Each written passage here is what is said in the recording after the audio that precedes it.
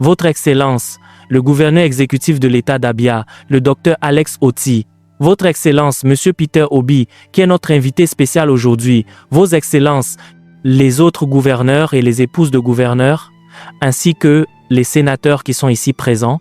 Et je veux passer par le chef de cabinet pour joindre tout le personnel de la maison du gouvernement qui a travaillé inlassablement ensemble, le docteur Caleb Ajagba. Tous protocoles observés afin de gagner du temps.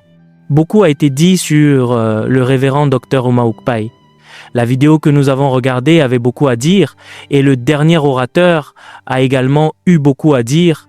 J'essaie de trouver un moyen d'esquiver tout ce qu'ils ont dit pour ajouter juste un petit peu de ce qu'ils n'ont pas dit. Le révérend Dr Uma a vécu une vie de jeûne avant que nous ne le connaissions tous, avant qu'il n'adopte tous ses fils et filles. Le révérend Dr Uma Ukpai est mon frère aîné et mon beau-frère. Ma femme est sa sœur. Il a vécu une vie de prière et de jeûne, et la nourriture n'était pas un problème pour lui. Il pouvait passer des jours sans manger. Avant même d'aller au Royaume-Uni et aux États-Unis pour étudier, il a tout d'abord fait une alliance avec Dieu. Oui, avant sa toute première apparition sur un terrain de croisade, il avait prié pendant si longtemps qu'il n'avait même pas besoin de prêcher. Il portait la Bible et pleurait, et les estropiés marchaient, les aveugles voyaient et des miracles se produisaient partout. Et il a senti qu'il avait besoin d'aller à l'école pour acquérir une fluidité de langage afin de communiquer l'évangile. C'est pourquoi il est allé à l'école et il a lu, il a pris son temps et lisait constamment. Chaque fois que je revenais des États-Unis, il me demandait quel était le meilleur livre actuellement sur le marché du livre. Je lui en citais quelques-uns. Il disait « Prends-les tous et envoie-les-moi ». Nous continuions à lui en donner et il n'était jamais fatigué d'aucun livre. Ainsi, même en vieillissant et après avoir quitté l'école, il lisait toujours. Il lisait toujours. C'est à la lumière de cette admiration pour l'éducation et la lecture qu'il a ouvert toutes les écoles dont vous avez entendu parler. C'était un très bon père de famille. C'était un très bon mari. Pour ceux d'entre nous qui sommes dans le ministère avec de nombreux titres, prenez bien soin de votre femme. Eh bien, la femme n'était pas facile non plus. Elle a joué son rôle. Mon frère est venu un jour parlant à tout le monde comme s'il commandait les croisades et les démons dans les croisades. Et sa femme lui a dit, quand tu es sur le terrain de la croisade, tu es évangéliste. Quand tu reviens à la maison, tu n'es qu'un mari et un père. Et à partir de ce jour-là, il s'est adapté. Quand il rentre à la maison, il est un père et il est un mari, et il a combiné cela avec le ministère au fil du temps.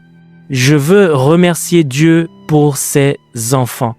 La Bible dit de ne pas venir nous prêcher si vos enfants ne sont pas pieux. Il les a bien élevés. C'était un défi. Sa femme a fait une grande partie du travail parce qu'ils voyageaient, mais ils ont bien élevé leurs enfants. Oui, ils font le ministère, non pas pour accomplir une forme de justice, non pas pour combler un vide. Ils ont un appel et ils marchent dans cet appel. Et ceux d'entre vous qui viennent d'Umuahia peuvent attester qu'il était un bon adorateur lorsqu'il a commencé le ministère. Certains d'entre vous connaissent quelques chansons. Il avait un groupe. 4 de ses musiciens venaient de l'école polytechnique de Calabar et chaque jeudi, il venait le voir et il repartait le lundi. Il a même voyagé à l'étranger avec eux. Il ne pouvait rien faire sans adoration. Et si vous voyez quelqu'un marcher dans le surnaturel, accomplir des choses incroyables, il doit être un adorateur. Le révérend docteur était un adorateur qui pleurait et vous faisait pleurer en adorant Dieu. Et bien sûr, c'est lui qui a dit que vous n'avez pas le droit de demander à Dieu d'être n'importe où sans un chant. C'était donc un adorateur. Je garde mes yeux sur les enfants pour voir qui reprendra la grâce de l'adoration. Et il y en a un seul que je connais, mais ils doivent tous reprendre cette grâce. Et quand vous ramassez les manteaux, s'il vous plaît, ramassez aussi le manteau de l'adoration, car c'est l'un de ceux qu'il a laissé derrière lui. Je veux dire qu'il était un chrétien pratique, au cœur généreux. Je me souviens d'un pasteur à Port-Harcourt qui avait besoin d'une greffe de foie ou de quelque chose du genre, et il lui a donné, je crois, 30 000 $, 70 000 $. Vous savez, pas un prêt, mais un don pour y aller. Et la personne n'était pas Doumbouya. Il n'était pas un ministre de son organisation. C'était un ministre par excellence pour partout où il allait, vous savez. Et j'ai eu des invités venant de nations arabes qui ont visité notre conférence et je lui ai dit que nous devions les renvoyer chez eux. Il leur a donné 5 000 $ et a dit « Si vous avez besoin de plus, venez en chercher ». Et ce couple a quitté le Nigeria avec 21 000 $.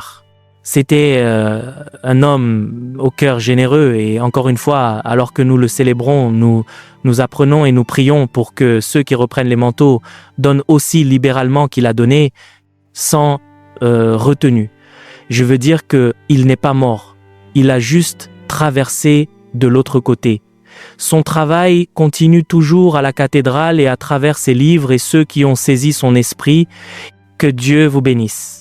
Merci d'avoir regardé cette vidéo. N'oubliez pas de télécharger notre livre Les Généraux de Dieu pour davantage connaître l'histoire de ces Généraux de Dieu. C'est plus de 100 histoires inspirantes, 25 biographies à l'intérieur. Que Dieu vous bénisse abondamment.